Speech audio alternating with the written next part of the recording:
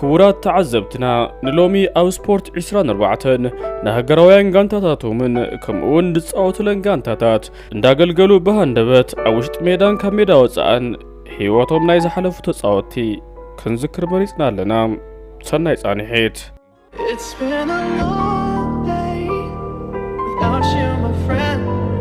and I'll tell you all about it when I see you again ቀዳማይ ተጻወቲ ጋንታ ማንቸስተር ዩናይትድ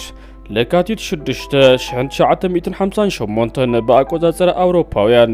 ንደገፍትን ተጻወትን ዓባይ ጋንታ እንግሊዝ ማንቸስተር ዩናይትድ እታ ዝኸፈት መዓልት ነይራ መንገድ አየር ብሪቲሽ ቁጥር በረራ 609 ተጻወት ማንቸስተር ዩናይትድን ጋዜጠኛታትን በሐፈሻ 44 ተጓዓዝቲ ዝሓዘት አውሮፕላን ካብ ምዕራብ ጀርመን ከተማ ሙኒክ ማዕርፎ ነፈርቲ ሪም ክትብገስ በዘጋጠመ ሓደጋ ተሐምሸሸት በተዕለት በዘጋጠመ ሓደጋ ህይወት 23 ተጻወት ማንቸስተር ዩናይትድ ክጠፍእ ኽኢል እዩ ጋንታታት አውሮፓ ደታ በሓደጋ ነፋሪት ተጻወታት ሳነት ማንቸስተር ዩናይትድ ነንሕድሕደን ተጻወት ብምውጻእ እታ ጋንታ ከም በሓዱሽ ክትደላደል ገይረኒን Cold bitter Thursday in Munich, Germany.